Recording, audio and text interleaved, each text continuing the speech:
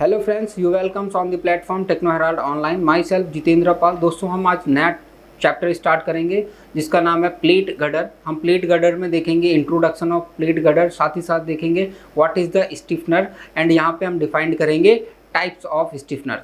So start the lecture.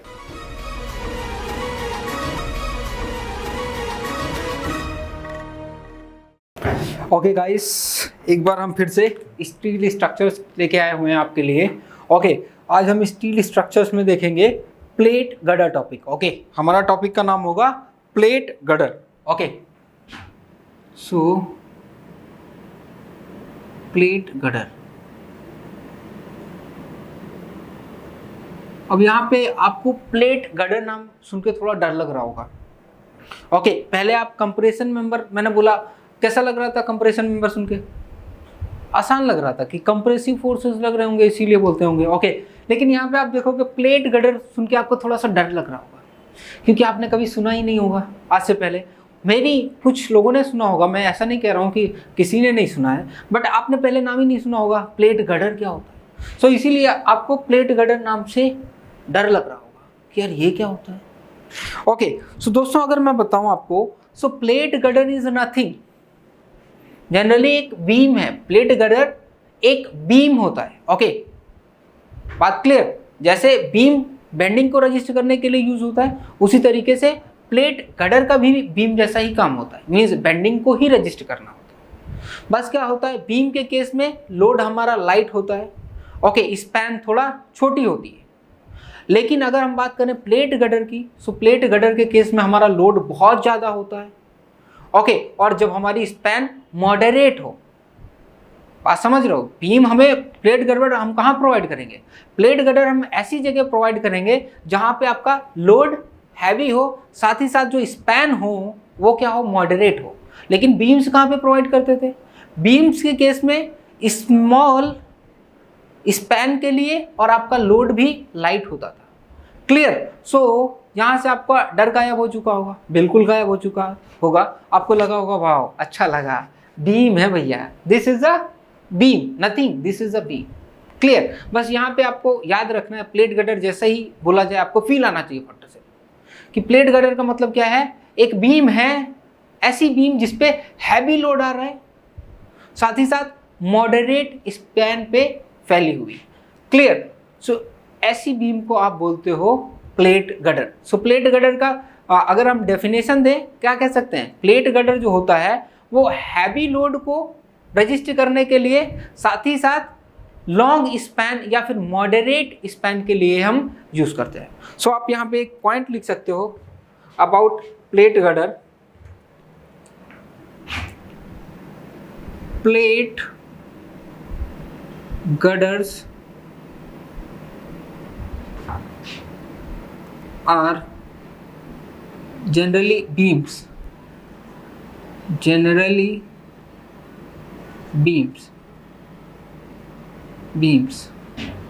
which are used to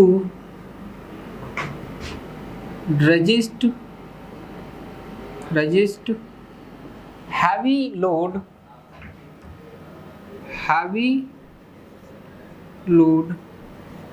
and longer span। Clear? क्या बोला? Plate girder are generally beams, एक beams होती हैं which are used to resist, okay, to resist heavy load and longer span. Heavy load को resist करती हैं और उनका जो स्पैन होता है वो लॉन्गर स्पैन पे फैला होता है। क्लियर? सो अब हम देख लेते हैं हमारा प्लेट गर्डर दिखता कैसे है। सो इस चीज को देखते हैं।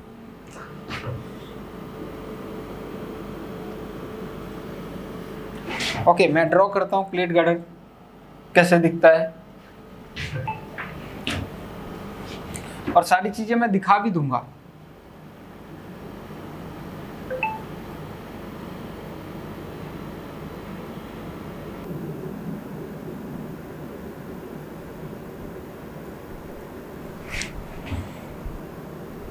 This is a cross section of your plate girder. Okay, this is the cross section of your plate gutter, आपका प्लेट गटर का जो क्रॉस सेक्शन होगा वो कुछ इस तरीके से दिखाई देगा।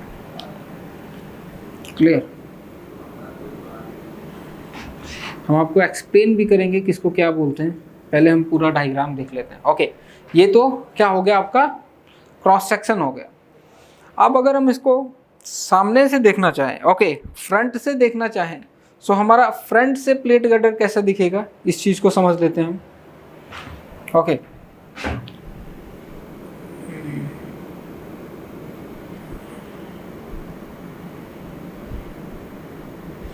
ओके सो फ्रंट से कैसे दिखेगा इस चीज़ को समझ लेते हैं।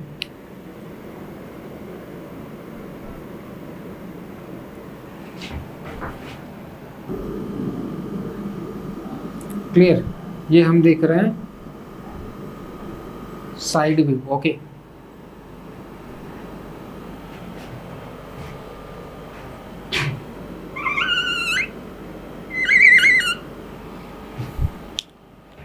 कुछ इस तरीके से।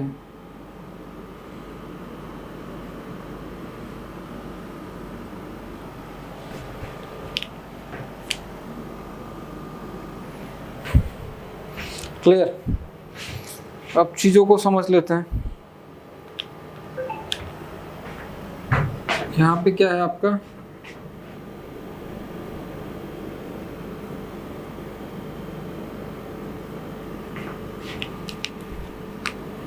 जहाँ पे एक होल है। ओके, उसके बाद आपका एंगल सेक्शन,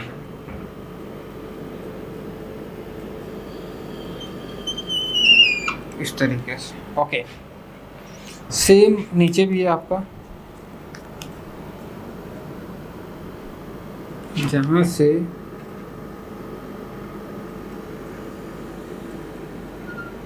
जहाँ तक।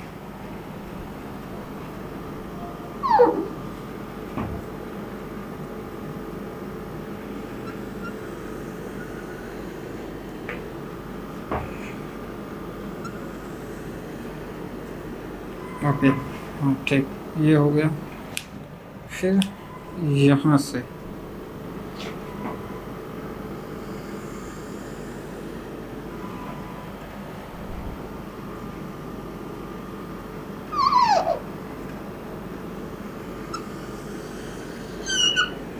ओके, ओके यहाँ पे हमने बोल्टिंग कर रखी है कुछ इस तरीके से। Okay, this is a bolt. So इस बोल्ट की बात करें, सो यहाँ पे हमने दिखा रखा है कुछ इस तरीके से प्रोवाइड कर रखा है।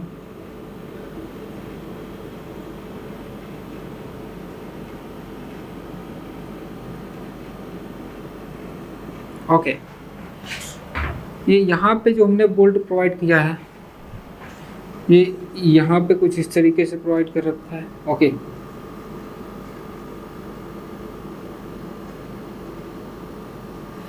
और यहाँ पे क्या कर रखा है हमने, एंगल सेक्शन को प्लेट से कनेक्ट किया है by the help of bolt. Okay, so इन बोल्ट्स को आप यहाँ पे देख सकते हो। ओके, यहाँ पे जनरली एक और लाइन आएगी, आपकी यहाँ पे जनरली एक और लाइन आ जाएगी इस तरीके से, लाइक दिस। ओके, और यहाँ पे हो जाएगा आपका कनेक्शन लाइक दिस। ओके, इस तरीके से आपका हो जाएगा connection.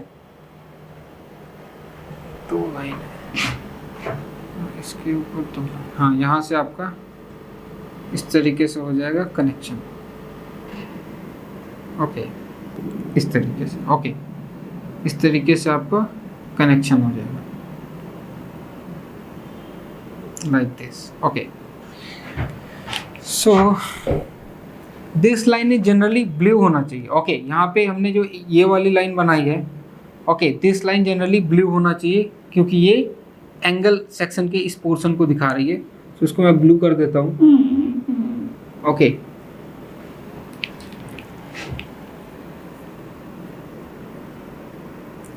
This line is generally blue, क्योंकि ये जो लाइन शो कर रही है ब्लू वाली, ये इस चीज को शो कर रही है, एंगल सेक्शन के शो कर रही है.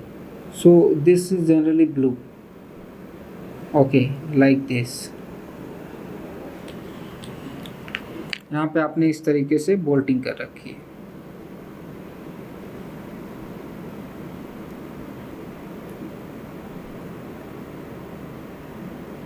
ओके, सेम टाइप से आपने नीचे भी कनेक्शन बना रखा है कुछ इस तरीके से, कुछ इस तरीके से. This is the bolted connection. और यहाँ पे भी एक लाइन आएगी ब्लू. कौन सी? ब्लू, इस तरीके से. ओके, क्यों? क्योंकि ये पोर्शन, ये ब्लू लाइन जो है इस पॉइंट को शो कर रही है. सो यहाँ पे आपका कनेक्शन कुछ इस तरीके से हो जाएगा. Okay, like this. क्लियर? आपका कुछ इस तरीके से हो जाएगा. आप प्लेट को थोड़ा डार्क कर देते हो. This is your plate.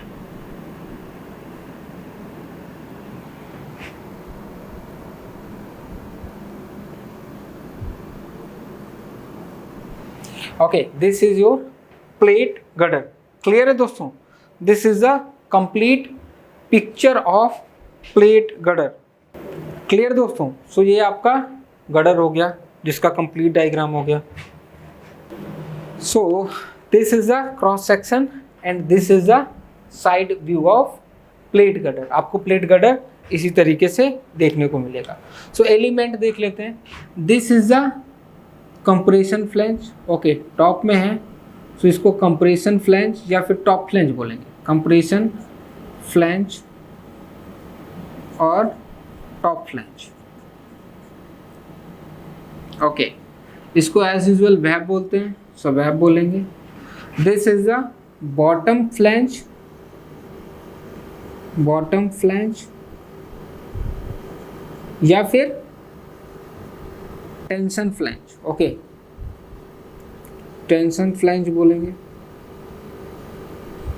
These are angle sections. These are bolts. These are bolts. Clear? और यहाँ पे जनरली कुछ स्पेसिंग हम प्रोवाइड कर रहने देते हैं. कितना? 5 mm का. जनरली हम यहाँ पे जब कनेक्शन बनाते हैं तो उस केस में यहाँ पे जनरली थोड़ा सा हम स्पेसिंग छोड़ देते हैं. कितना? 5 mm का. क्यों? टेम्परेचर वेरिएशन की वजह से. ओके, टेम्परेचर वेरिएशन की वजह से हम यहाँ पे 5 mm का गैप छोड़ देते हैं. क्लियर? तो समझ गए? This is the compression flange या फिर top flange. This is the web and this is the bottom flange and tension flange, bolts, angle section. यहाँ पे भी समझ सकते हो. दीज आर ब्लैक वाले वर्टिकल वाले जो दिख रहे हैं बोल्ट्स हैं. ये आपको सारे बोल्ट्स दिख रहे हैं. ओके, यहाँ पे सारी चीज़ें आप समझ सकते हो कि ऐसा आपको सामने से देखने को मिलेगा और ऐसा आपको क्रॉस सेक्शन में प्लेट गडर देखने को मिलेगा. क्लियर दोस्तों? सो यहाँ तक समझ में आ गया. Okay, this is the complete picture of plate gutter. देख लो भाई प्लेट गडर कैसा आपको दिखता है.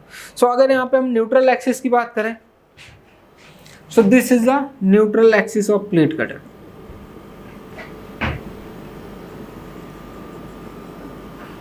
ओके,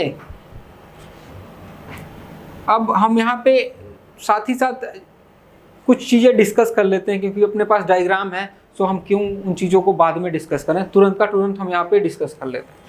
सो दोस्तों अगर मैं बात करूँ प्लेट गडर की, सो प्लेट गडर क्या होता है?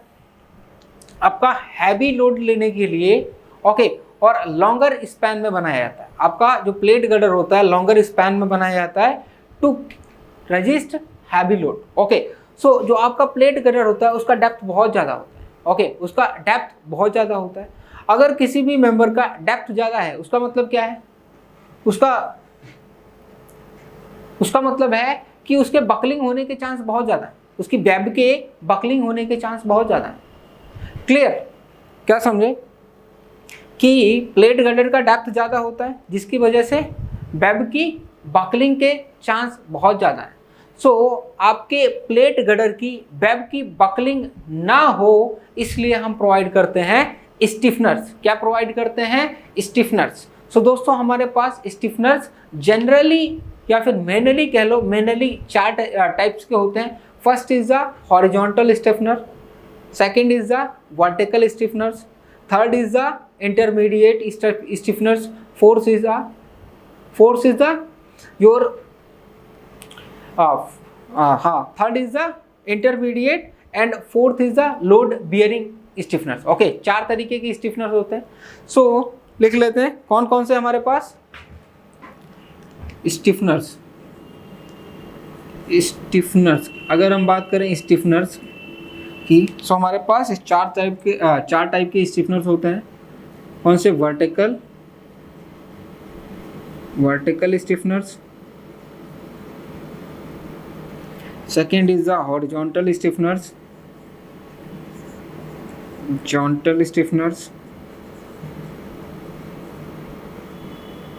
Third is your intermediate stiffeners,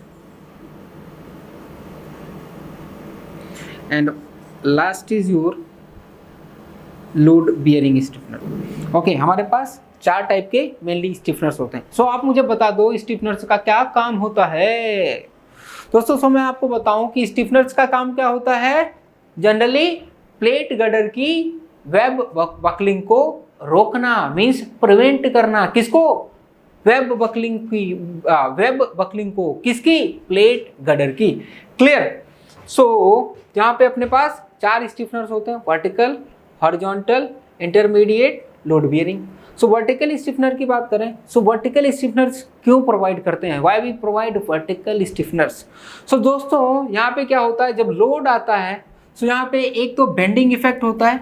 okay, सो आपकी जो कंप्रेसिव फ्लेंज होती हैं वहाँ पे क्या होता है, आपका बेंडिंग कंप्रेशन जनरेट होता है। बेंडिंग कंप्रेशन जनरेट होता है। ओके, मैंने क्या बोला, जब क्या होता है आपके स्टिफनर पे लोड आता है, मींस स्टिफनर्स प्रोवाइड कहाँ करते हैं। अगर मैं यूज़ बताऊं तो दोस्तों स्टिफनर्स का यूज़ हम रेलवेज में जो हमारे मॉडरेट लेंथ के ब्रिज होते हैं वहाँ पे यूज़ करते हैं। ओके, इंडियन रेलवेज में बहुत जगह यूज़ हुआ है। ओके, आपको कभी मौका मिले तो आप देख सकते हो। जो मॉडरेट लेंथ के या फिर मॉडरेट स्पैन के ब्रिज होंगे वो ब्रिज जनरली आपके प्लेट गडर से मिलके बने होंगे। ओके, वो ब्रिज जो होंगे वो आपके प्लेट गडर वाले ब्रिज कहलाएंगे। आगे मैं क्लासिफिकेशन दिखाऊंगा, सो आपको पता चल जाएगा कि कितना लेंथ होना चाहिए हमारे प्लेट गडर के ब्रिज के लिए, या फिर हम कितनी लेंथ के लिए अपना प्लेट गडर हम प्रोवाइड कर सकते हैं। क्लियर? सो दोस्तों यहाँ पे मैं बोलूँ अगर वर्टिकल स्टिफनर की, सो वर्टिकल स्टिफनर का क्या काम होता है उससे पहले हम समझ लेते हैं कि जैसे ही हमारे प्लेट गडर पे लोड आया, सो आपका जो कंप्रेशन फ्लेंज होता है, ओके, उसमें क्या होता है, बेंडिंग स्ट्रेसेस जनरेट हो जाती है। किस नेचर की? Bending compression means compressive stresses. So यहाँ पे आपकी जो आपका जो टॉप फ्लेंज होता है या फिर आपका कंप्रेशन फ्लेंज होता है उसमें से due to load bending compression stresses generate हो जाती हैं। ओके, और ड्यू टू सेम लोड आपकी जो वेब में होता है वो वेब में शियर स्ट्रेसेस ओके, आपकी जो फ्लेंज में होती है बेंडिंग स्ट्रेसेस जनरेट हो जाती हैं। साथ ही साथ due to same load effect आपकी शियर स्ट्रेसेस आपके वेब में जनरेट हो जाती हैं। सो इन ये जो आपकी वेब में यहाँ पे आप शियर स्ट्रेसेस देख रहे हो, सो इन शियर स्ट्रेसेस से ओके प्लेट गडर की बकलिंग को रोकने के लिए मीन्स यहाँ पे जो आपकी वेब में शियर स्ट्रेसेस हैं, इन शियर स्ट्रेसेस से आपके प्लेट गडर को या फिर आपके प्लेट गडर की बकलिंग को प्रिवेंट करने के लिए हम वर्टिकल स्टिफनर्स यूज़ करते हैं। क्या बात समझ में आई? वर्टिकल स्टिफनर्स कब यूज़ करेंगे? जो हमारा वेब है, वेब में शियर स्ट्रेसेस जनरेट होती हैं, सो शियर स्ट्रेसेस को प्लेट गडर की बकलिंग ओके प्लेट गडर की वेब की बकलिंग से प्रिवेंट करने के लिए, मींस प्लेट गडर की वेब जो है, वेब में जो शियर जनरेट हुआ है उस शियर की वजह से आपके प्लेट की गडर में किसी तरीके की बकलिंग ना हो। ओके, इसलिए हम प्रोवाइड करते हैं वर्टिकल स्टिफनर्स। सो आप अगर देखना चाहो वर्टिकल स्टिफनर्स आपके कैसे दिखते हैं। सो आप देख सकते हो डायग्राम में आपके वर्टिकल स्टिफनर्स कुछ इस तरीके से दिखते हैं, जो कि जनरली एंगल सेक्शन से बनाए जाते हैं like this.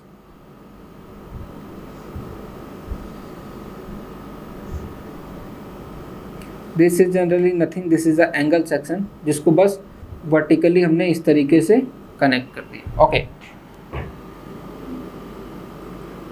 Like this.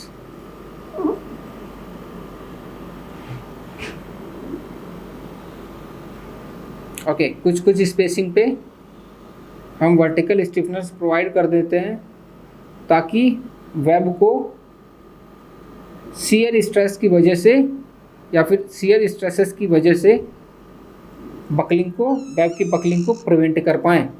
So these are vertical stiffness, these are vertical stiffness. अब देख लेते हैं हॉरिजॉन्टल स्टिफनेस क्या होता है।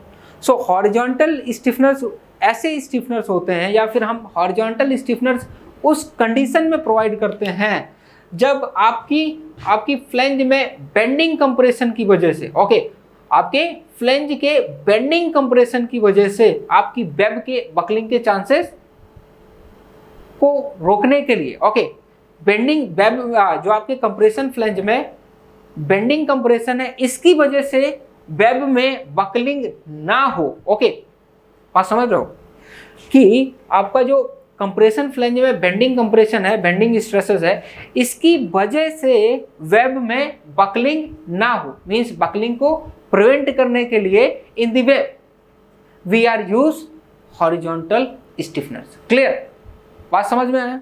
सो हॉरिजॉन्टल स्टिफनर्स लगाएंगे कहाँ। सो आप कह सकते हो दोस्तों कि जो आपके हॉरिजॉन्टल स्टिफनर्स होंगे उनको आप जनरली कंप्रेशन जोन में लगाओगे। क्यों कंप्रेशन जोन में इसलिए प्रोवाइड करोगे क्योंकि आपकी वेब किस में बकल कर रही होगी, किसकी वजह से बकल कर रही होगी, due to bending operation. So आप हॉरिजॉन्टल स्टिफनर्स को जनरली कंप्रेशन, वेब के कंप्रेशन जोन में प्रोवाइड करते हो like this. This is nothing, this is a angle section. Okay okay, these are vertical horizontal stiffeners, जिनको आपने कहाँ प्रोवाइड कर रखा है, वेब के कंप्रेशन जोन में। किससे बचाते हैं, वेब को बकलिंग से बचाते हैं, किसकी वजह से, बेंडिंग कंप्रेशन की वजह से। और आपके वर्टिकल स्टिफनर्स का क्या काम होता है, शियर स्ट्रेसेस से वेब की बकलिंग को प्रिवेंट करना। ओके, इसलिए शियर कहाँ आ रहा है, वेब में आ रहा है। सो ये वर्टिकली प्रोवाइड करते हैं। क्लियर, तो दोनों का रीजन समझ में आया कि क्यों प्रोवाइड करते हैं, कहाँ प्रोवाइड करते हैं, कैसे प्रोवाइड करते हैं। क्लियर। सो यहाँ पे हमारे मेन जो है वो वर्टिकल और हॉरिजॉन्टल स्टिफनर हैं, जो मेनली बेसिकली आपको देखने को मिल जाएंगे। लेकिन अगर मैं बात करूँ यहाँ पे रिमेनिंग जो दो हैं आपके इंटरमीडिएट स्टिफनर और लोड बियरिंग स्टिफनर्स, सो ये थोड़ा स्पेशल टाइप के हैं, इनका स्पेशल पर्पज है, मीन्स ये स्पेशल पर्पज में ही प्रोवाइड कराए जाते हैं, अदरवाइज इनका जरूरत नहीं होता है। ओके, सो आपके जो वर्टिकल हॉरिजॉन्टल ये तो जनरल है यार, ये तो आपको देखने को मिल जाएंगे, प्रोवाइड कराए जाते हैं। लेकिन अगर मैं बात करूँ नीचे के दो की, सो ये आपको रेयरली मिलता है क्योंकि इनका स्पेशल पर्पज होता है, तभी प्रोवाइड कराए जाते हैं। अब देख लेते हैं इंटरमीडिएट स्टिफनर्स की बात करें। सो इंटरमीडिएट स्टिफनर्स आपके जो होते हैं वो जनरली डायगोनल, वेब की डायगोनल में बकलिंग ना हो। ओके, आपके इंटरमीडिएट स्टिफनर्स उस कंडीशन में प्रोवाइड कराए जाते हैं जब आपकी वेब जो है उसका डायगोनल बकलिंग को प्रिवेंट करने के लिए हम इंटरमीडिएट स्टिफनर्स प्रोवाइड करते हैं। क्या समझे, आपकी वेब है, ओके, आपका जो वेब है, वेब को डायगोनल बकलिंग से, मीन्स डायगोनल डायरेक्शन में इस तरीके से बकल ना हो जाए। ओके, डायगोनल बकलिंग ना हो इसलिए हम क्या लगाते हैं, इंटरमीडिएट स्टिफनर्स लगाते हैं। क्लियर। अब बात करते हैं लोड बियरिंग स्टिफनर्स क्या होता है। सो दोस्तों अगर मैं बात करूं यहाँ पे लोड बियरिंग स्टिफनर्स की, सो इनका स्पेशल पर्पज है। इनका स्पेशल पर्पज क्या है, ये इनके नाम से ही क्लियर है, लोड बियरिंग स्टिफनर्स, मीन्स ये लोड को बियर करते होंगे। सिंपल आपको लग रहा होगा, हाँ बिल्कुल करते हैं भाई। यहाँ क्या होता है कि let us suppose this is your plate girder. Okay, this is your plate girder और क्या था, आपके प्लेट गडर में किसी पॉइंट पे कंसंट्रेटेड लोड एक्ट कर रहा था। ओके, क्या था, एक कंसंट्रेटेड लोड एक्ट कर रहा था। सो इस कंसंट्रेटेड लोड की वजह से आपके वेब में क्रिपलिंग ना हो। ओके, आपका जो वेब है, वेब में क्रिपलिंग ना हो, इसीलिए हम क्या करते हैं कि टॉप फ्लेंज को बॉटम फ्लेंज से एक वर्टिकल स्टिफनर की मदद से जोड़ देते हैं। ओके, क्या करते हैं, टॉप फ्लेंज को बॉटम फ्लेंज से लाइक दिस, एक वर्टिकल स्टिफनर्स की हेल्प से एक वर्टिकल स्टिफनर्स टॉप से बॉटम तक प्रोवाइड कर देते हैं। ओके, सो इस कंडीशन में क्या होता है, लोड वेब में ना जाके डायरेक्टली स्टिफनर्स के थ्रू टॉप से बॉटम फ्लेंज में ट्रांसफर हो जाता है। क्या समझे कि इस लोड की वजह से वेब में क्रिपलिंग ना हो, इसलिए हम प्रोवाइड करते हैं लोड बियरिंग स्टिफनर्स। ओके, इनका काम क्या होता है, जनरली इनका जो वर्क होता है वो ये होता है कि यहाँ पे जो आपकी कंप्रेशन फ्लेंज का लोड है उसको डायरेक्टली वो कहाँ ट्रांसफर कर देते हैं, in the bottom flange. Clear. So इसीलिए इनको हम बोलते हैं लोड बियरिंग स्टिफनर्स। क्या बोलते हैं, लोड बियरिंग स्टिफनर्स। सो सबको लिख लेते हैं, these are vertical stiffeners, these are horizontal stiffeners,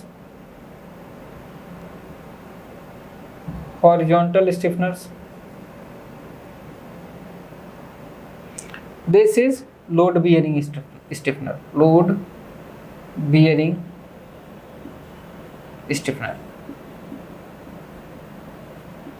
clear. यहाँ पे आपने सारे टाइप की स्टिफनर देख लिए जो कि जनरली आपके प्लेट गडर में यूज होते हैं। क्लियर। सो यहाँ से आपके क्वेश्चन भी आ जाते हैं कि वर्टिकल स्टिफनर्स क्यों प्रोवाइड करते हैं, horizontal, intermediate, load bearing. Okay, यहाँ से ऑब्जेक्टिव भी आ जाते हैं, आपका सब्जेक्टिव भी आ सकता है कि वाई वी प्लेट गडर क्या होता है, आप एक्सप्लेन कर दो वेरियस टाइप ऑफ स्टिफनर्स, एक सब्जेक्टिव बन गया। यहाँ से आपका ऑब्जेक्टिव आ जाता है कि वर्टिकल स्टिफनर्स का पर्पस क्या होता है, हॉरिजॉन्टल का पर्पस क्या होता है, इंटरमीडिएट का पर्पस क्या होता है, लोड का पर्पस क्या होता है। सो मैंने बताया आपका वर्टिकल का पर्पस जनरली शियर की वजह से बकलिंग ना हो। आपका हॉरिजॉन्टल का मतलब क्या है, हॉरिजॉन्टल इसलिए प्रोवाइड करते हैं बेंडिंग कंप्रेशन की वजह से आपकी जो वेब है, वेब के कंप्रेशन में बकलिंग ना हो। ओके, इंटरमीडिएट डायगोनल बकलिंग को रोकने के लिए, लोड बियरिंग एक फ्लेंज से दूसरी फ्लेंज में, ओके, या फिर टॉप से बॉटम को लोड को टॉप से बॉटम में, ओके, टॉप से बॉटम तक लोड को डायरेक्टली ट्रांसफर करने के लिए। ओके, टॉप से बॉटम में लोड को डायरेक्टली ट्रांसफर करने के लिए। क्लियर। सो सारी चीजें क्लियर हो गई अबाउट स्टिफनर। ओके, सो आगे चलते हैं, थ्योरी को आगे बढ़ाते हैं हम।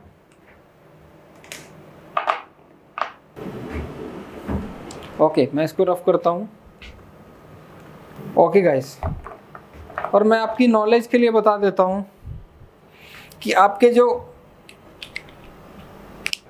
हॉरिजॉन्टल स्टिफनर्स होते हैं उनको हम लॉन्गिट्यूडनल स्टिफनर्स के नाम से भी जानते हैं। ओके, आपके हॉरिजॉन्टल स्टिफनर्स को लॉन्गिट्यूडनल स्टिफनर्स के नाम से भी जानते हैं। ओके, आपके जो वर्टिकल स्टिफनर्स होते हैं उनको हम ट्रांसवर्स स्टिफनर्स के नाम से भी जानते हैं। क्लियर। ये चीज़ भी आप याद रखना कि आपका जो वर्टिकल उसको ट्रांसवर्स स्टिफनर भी बोलते हैं और जो आपका हॉरिजॉन्टल उसको लॉन्गिट्यूडनल स्टिफनर्स बोलते हैं। ओके, आपका इंटरमीडिएट ही रहेगा, लोड बियरिंग ही रहेगा। ओके, अब हम समझेंगे कि क्लासिफिकेशन। ओके, कैसे हम क्लासिफाई करते हैं कि हमें कब बीम प्रोवाइड करना है, कब प्लेट गडर प्रोवाइड करना है, ओके, कब हमें ट्रस प्रोवाइड करना है, या फिर कब हमें सस्पेंशन ब्रिज प्रोवाइड करना है। सो हम इस क्लासिफिकेशन को देखेंगे कि कब हमें क्या प्रोवाइड करना है, उस चीज को हम समझते हैं। सो लिखेंगे क्लासिफिकेशन।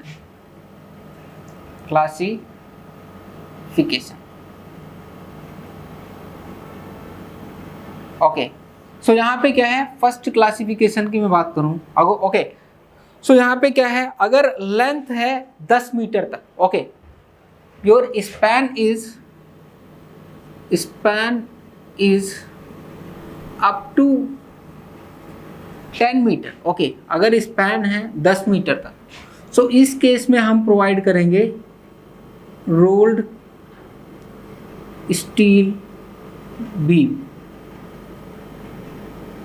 क्लियर?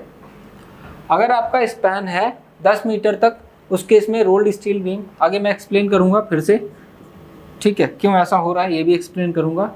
और अगर आपका स्पैन है 10 मीटर से 15 मीटर तक,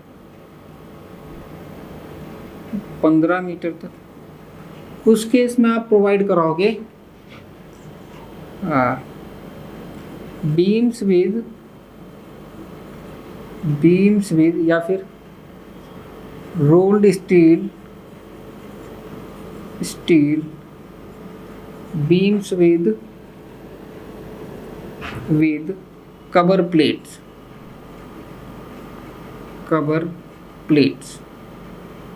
Okay, and next is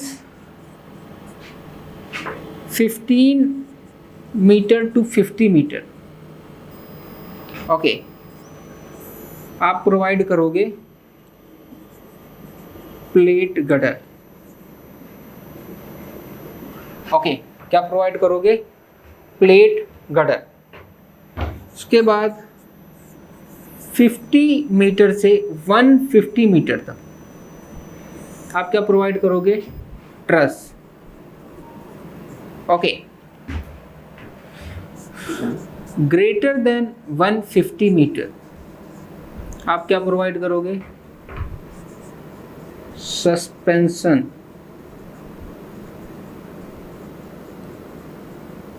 bridge. This is the classification on the basis of span. Okay, span के बेसिस पे ये जनरली क्लासिफिकेशन है कि हम किस स्पैन के लिए कैसा बीम या फिर कैसा ब्रिज प्रोवाइड करें। सो दोस्तों देखते हैं भाई, अगर हमारे पास स्पैन है कितना, up to 10 metre, means up to 10 metre तक हम रोल्ड स्टील बीम्स प्रोवाइड करेंगे। क्यों अप टू 10 मीटर है? क्यों? क्योंकि आपका जो रोल्ड स्टील बीम का लेंथ होता है वो कितना, अभी मैंने कुछ देर पहले बताया, आपका जो रोल्ड स्टील सेक्शन होता है उसका जो लेंथ होता है वो जनरली 12 मीटर होता है। ऐसा क्यों? क्योंकि मैंने बोला आपको ट्रांसपोर्टेशन की वजह से। ओके, अगर लेंथ ज़्यादा हो जाएगा तो आपके पास ट्रक तो ज़्यादा लेंथ का नहीं अवेलेबल है ना, आपके पास जो ट्रक है उसका लेंथ अवेलेबल लिमिटेड है, इसीलिए आपका जो एंगल सेक्शन है या फिर आपका जो रोल्ड स्टील सेक्शन है वो भी लिमिटेड साइज का होता है। इसीलिए जनरली आपके रोल्ड स्टील सेक्शन का जो लेंथ होता है 12 मीटर होता है, इसीलिए आप 10 मीटर तक की स्पैन के लिए क्या यूज़ करते हो? रोल्ड स्टील बीम्स यूज़ करते हो। ओके, कहाँ तक? 10 मीटर की स्पैन के लिए। अब बात करें 10 से 15 मीटर स्पैन के लिए। ओके, कितना? 10 से 15 मीटर स्पैन के लिए आप यूज कर देते हो rolled steel beams with cover plate. मतलब रोल्ड स्टील बीम ऊपर साथ में आप कवर प्लेट प्रोवाइड कर देते हो। क्लियर? कहाँ से कहाँ तक? 10 से 15 मीटर तक। अब बात करें 15 से 50 मीटर तक आप क्या प्रोवाइड करते हो? Plate gutter. जब आपका लेंथ हो, ओके, लेंथ कितना हो, स्पैन हो 15 से 50 मीटर, सो उस केस में आप प्रोवाइड करते हो प्लेट गटर, जो कि आपका टॉपिक चल रहा है। ओके, आप समझ लो कि प्लेट गटर कितनी लेंथ के लिए या फिर स्पैन में प्रोवाइड करते हैं। अगली बार कभी रेलवे में जाना, सो अगर आपको छोटा या फिर मॉडरेट लेंथ का ब्रिज दिखे, देख सकते हो मॉडरेट स्पैन है, सो मॉडरेट स्पैन का ब्रिज दिखे, सो आपको वहाँ पे दिख जाएगा आसानी से plate gutter. Clear? So this is our topic. आगे क्या है? 50 मीटर से 150 मीटर तक। ओके, 50 से 150 मीटर तक आप ट्रस प्रोवाइड करोगे। क्यों ट्रस? क्यों? यहाँ पे आप पूछोगे सर ट्रस क्यों, हम प्लेट गटर प्रोवाइड करते हैं। तो आपका भी कहना सही है यार, बिल्कुल सही, कि ट्रस क्यों प्रोवाइड करें, हम प्लेट गटर प्रोवाइड करेंगे। तो दोस्तों प्रॉब्लम ये होता है विंड इफेक्ट। ओके, विंड का जो फ्लो होता है, ओके, या फिर विंड का जो प्रेशर होता है वो इतना ज़्यादा होता है कि आपके प्लेट गटर रेजिस्ट नहीं कर सकते। ओके, वो क्या होंगे? Due to wind, okay, due to wind pressure वो क्या हो जाएंगे? बकल हो जाएंगे, वेब के अबाउट बकल हो जाएंगे। इसीलिए हम प्लेट गटर नहीं प्रोवाइड करते हैं ज़्यादा लेंथ के लिए। मीन्स जब हमारा स्पैन हो जाता है 50 से 150 मीटर के करीब, सो उस केस में हम प्लेट गर्डर प्रोवाइड ना करके क्या प्रोवाइड करते हैं, ट्रस प्रोवाइड करना बेटर समझते हैं। क्योंकि ट्रस के केस में आपने देखा होगा ट्रस क्या होता है, एक तो ट्रायंगुलर मैनर में मेंबर्स का अरेंजमेंट होता है, like this, like this is the truss। Okay, so इसमें क्या है, देखो हवा पास कर सकती है आसानी से, सो विंड का जो प्रेशर होता है वो कम होता है, किसके केस में, ट्रस के केस में। इसीलिए हम 50 से 150 मीटर तक का जो ब्रिज बनाते हैं वो ट्रस से बनाते हैं। ओके, और आपका लेंथ या फिर स्पैन अगर ग्रेटर देन हो 150 मीटर, सो उस केस में आप क्या प्रोवाइड करोगे, suspension bridge. Okay, suspension bridge आप जानते ही होंगे कैसा होता है भाई, सस्पेंशन ब्रिज नाम से ही क्लियर है, टंगा होता है आपका सस्पेंशन ब्रिज, किस पे, वायर्स पे। ओके, जनरली वायर्स पे टंगा रहता है, क्लियर। सो ये आपका क्लासिफिकेशन फिनिश होता है। अगले टॉपिक की तरफ हम मूव करते हैं।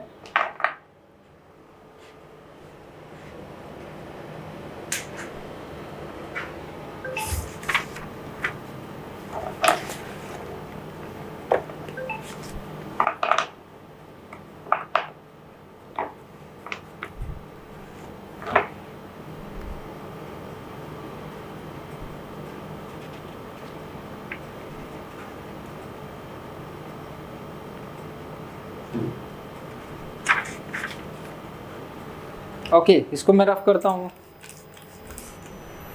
यहां से आपके क्वेश्चन आते हैं भाई कि अगर स्पैन 10 से 12 मीटर हो या फिर 15 मीटर हो तो क्या प्रोवाइड करेंगे। यहां से आपके ऑब्जेक्टिव क्वेश्चन बहुत आते हैं भाई कॉम्पिटिटिव एग्जाम्स में, एसएससी जेई में तो भर भर के आते हैं, और ये सस्पेंशन ब्रिज वाला तो खास कर आता है।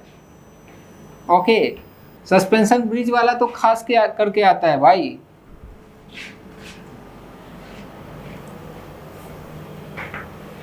ओके, अब हम देखेंगे कि किस कंडीशन में हमें स्टिफनर्स प्रोवाइड करना होता है। ओके, हम देखेंगे कि किस कंडीशन में हम स्टिफनर्स प्रोवाइड करें। ओके, अब स्टिफनर्स प्रोवाइड करने का कोई कंडीशन भी रहता होगा ना भाई, ऐसे तो है नहीं कि लेके गए बस लगाना चालू कर दिया, ऐसा तो है नहीं, कोई कंडीशन होता होगा तभी तो हम प्रोवाइड करते हैं। सो स्टिफनर्स प्रोवाइड करने के लिए जो रेशियो है वो है d1/tw। ओके,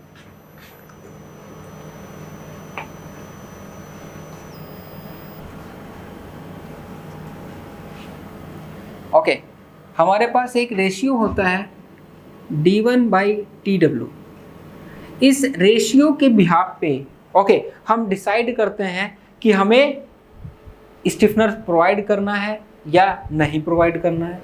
प्रोवाइड करना है सो अगर नहीं प्रोवाइड करना है तब तो कोई बात नहीं, प्रोवाइड करना है सो वर्टिकल प्रोवाइड करना है, वर्टिकल प्रोवाइड करना है या हॉरिजॉन्टल प्रोवाइड करना है, 1 लेयर हॉरिजॉन्टल प्रोवाइड करना है या 2 लेयर प्रोवाइड करना है। सो वो जो क्राइटेरिया है कि आपको स्टिफनर्स लगाना है या नहीं वो कौन बताता है, d1/tw। Here d1 is the depth of web and tw is the thickness of web. So depth of web to thickness of web का जो रेशियो होता है वो बताता है क्या, कि आप स्टिफनर्स लगाओगे या नहीं। क्लियर। सो यहाँ पे आप लिख लो d1 is what, depth of web, depth of web, and tw is thickness of web.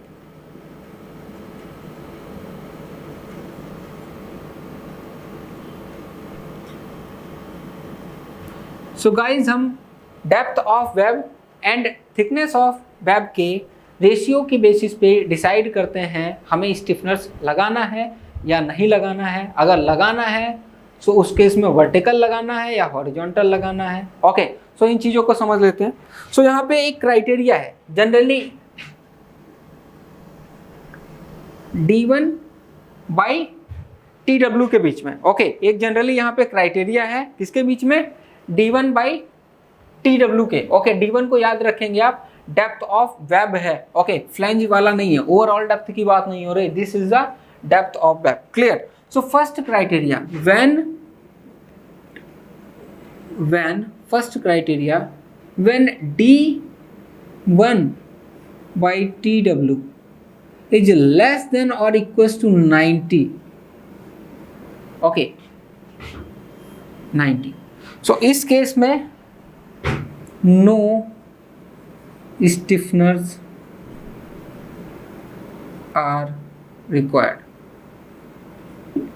Okay, if your d1/tw का रेशियो जो है लेस देन और इक्वल्स टू 90 है, तो उस केस में आपको किसी भी तरीके का स्टिफनर प्रोवाइड करने का जरूरत नहीं है।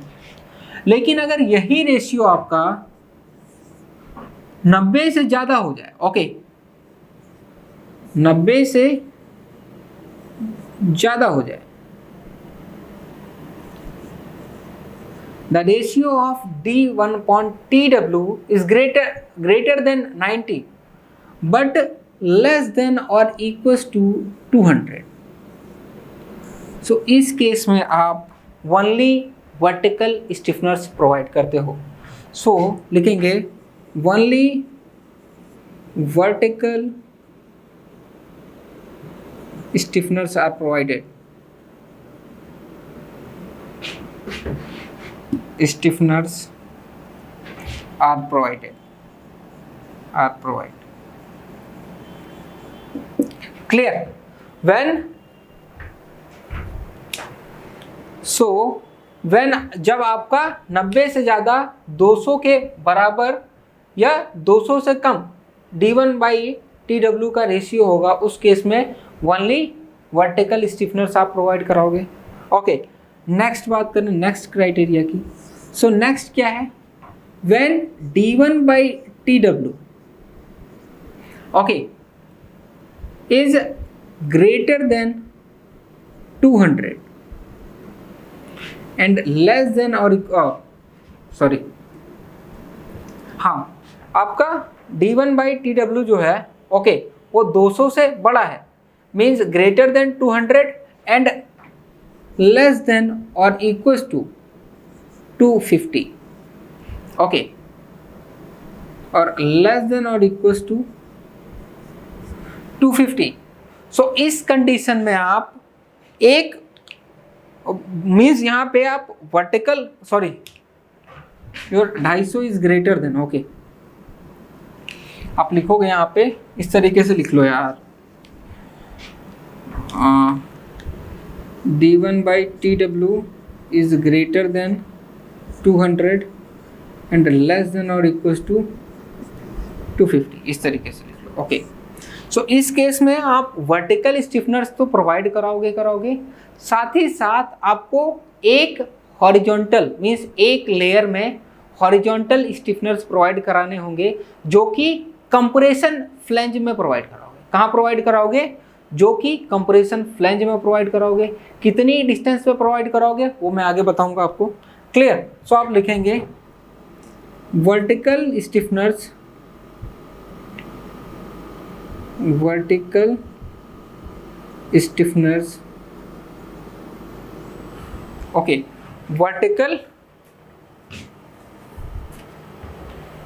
Okay, vertical स्टिफनर्स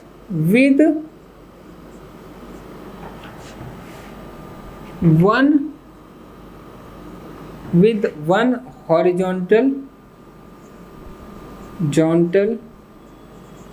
stiffener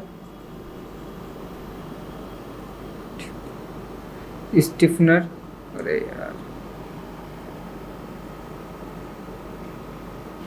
stiffener, okay, horizontal stiffener placed at compression web compression, okay, web compression, या फिर इस तरीके से लिख सकते हो placed at compression zone of web, compression zone of web, okay. हाँ, क्या है कि जब आपका d1/tw is less than is greater than 200, okay, and less than or equals to 250, so उस केस में आप वर्टिकल स्टिफनर्स प्रोवाइड कराओगे और साथ ही साथ आप हॉरिजॉन्टल स्टिफनर भी प्रोवाइड कराओगे जो कि आपके वेब के कंप्रेशन जोन में प्लेस्ड होंगे। क्लियर। अगला क्राइटेरिया क्या है?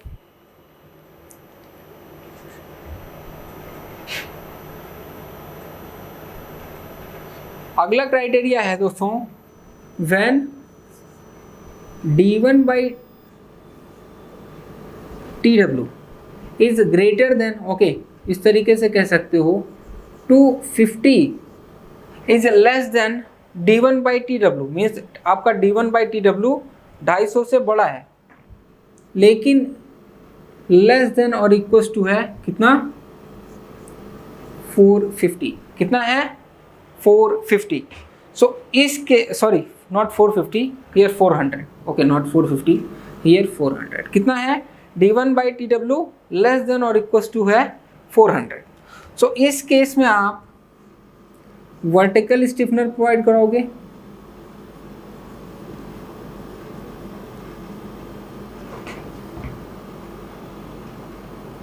Provide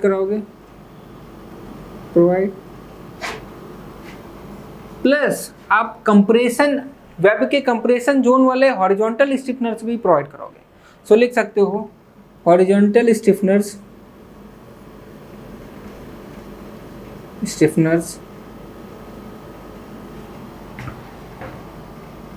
placed at compression zone of web. Okay, साथ ही साथ एक आप एक्स्ट्रा मींस एक और लेयर आप हॉरिजॉन्टल स्टिफनर्स की प्रोवाइड कराओगे जो कि आप कहाँ पे प्रोवाइड करोगे? न्यूट्रल एक्सिस पे प्रोवाइड करोगे। सो आप लिख दोगे प्लस एक और लेयर आपको प्रोवाइड कराना होगा हॉरिजॉन्टल स्टिफनर। सो लिखेंगे horizontal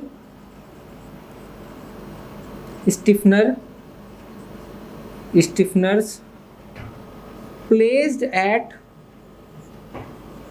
eight neutral axis.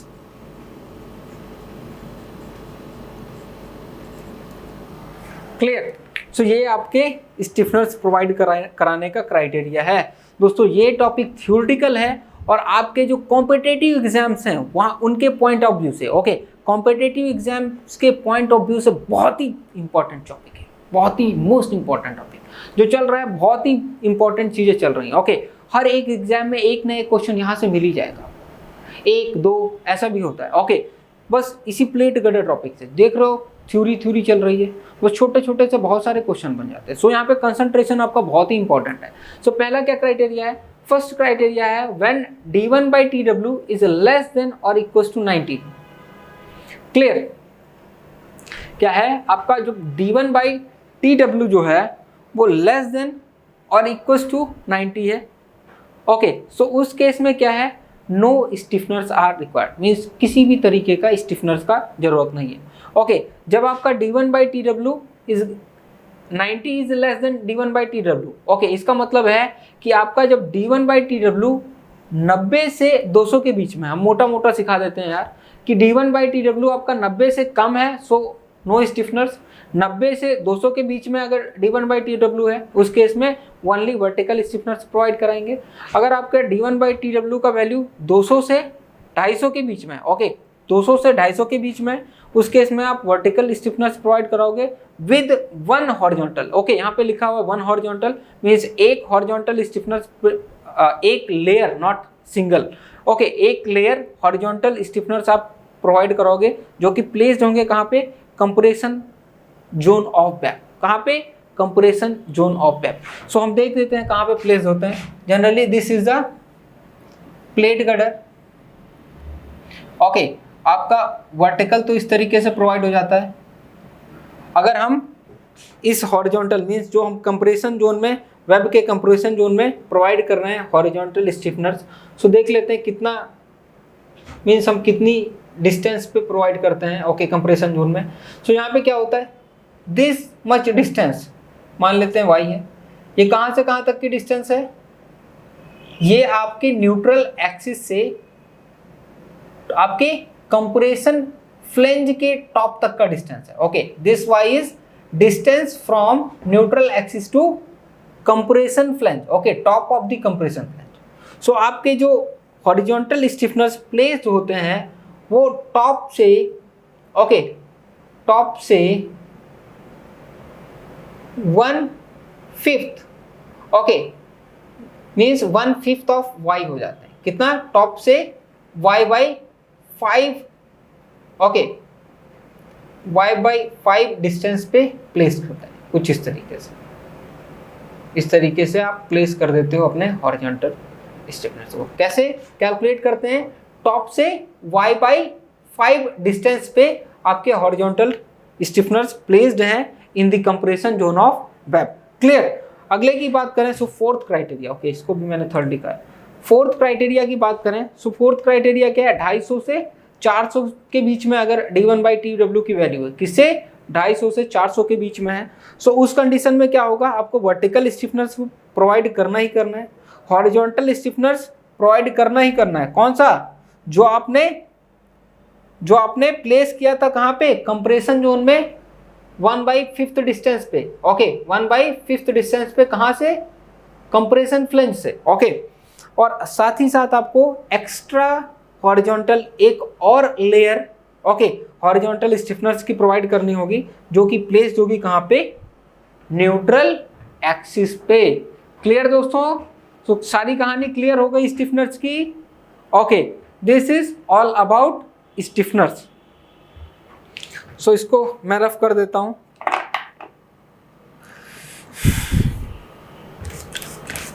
Okay, इस रेशियो को याद रखना, डेप्थ ऑफ वेब टू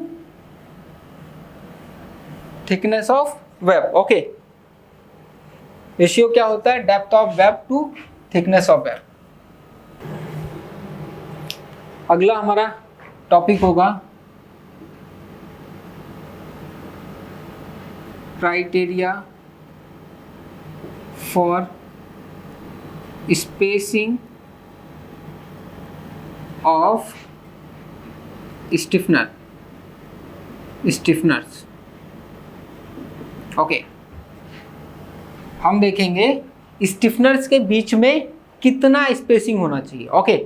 हम जनरली देखने वाले हैं क्या है? हम यहाँ पे डील करने वाले हैं कि हमारे दो स्टिफनर्स के बीच में कितना मिनिमम स्पेसिंग होना चाहिए, means what is the minimum spacing and what is the maximum spacing. कहाँ? दो स्टिफनर्स के बीच का। सो अगर बात करें दो स्टिफनर्स के बीच की मिनिमम स्पेसिंग की, ओके, मिनिमम स्पेसिंग की, ओके। सो जो मिनिमम स्पेसिंग होता है वो होता है 180 TW, ओके। और अगर हम यहाँ पे बात करें मैक्सिमम स्पेसिंग की, so maximum spacing between two stiffeners equals to 270 TW, okay, where TW is, आप समझ ही रहे होगे यार, thickness of web. Clear? This is the criteria for minimum spacing and maximum spacing for the stiffeners. Means दो stiffeners को हम कितनी दूरी पे प्लेस करें, उसका ये क्राइटेरिया है कि मिनिमम मीन्स कम से कम कितना डिस्टेंस होना चाहिए दो स्टिफनर्स के बीच में, मैक्सिमम मीन्स दो स्टिफनर्स के बीच में मैक्सिमम से मैक्सिमम हम कितना गैप प्रोवाइड कर सकते हैं। क्लियर? सो ये चीज़ समझ में आ गई, ओके। ओके, सो सारी चीज़ें यहाँ से क्लियर हो गई। यहाँ से भी आपके ऑब्जेक्टिव क्वेश्चन बहुत अच्छे आ जाते हैं, ओके। ऑब्जेक्टिव क्वेश्चन आपके आ जाते हैं in the competitive exams, like Bihar में भी आ जाते हैं, बीपीएससी, एई, जेई, ओके, बहुत सारे एग्जाम्स, मेनी मोर। सो यहाँ से भी क्वेश्चन बहुत सिंपल पूछ देता है कि आप बता दो भाई मिनिमम स्पेसिंग और मैक्सिमम स्पेसिंग का फॉर्मूला क्या होता है फॉर स्टिफनर्स। सो आपका आंसर होना चाहिए minimum is 180 TW and maximum is 270 TW। Clear guys? So this chapter is over, okay. आपका प्लेट गर्डर टॉपिक यहाँ से फिनिश होता है, ओके।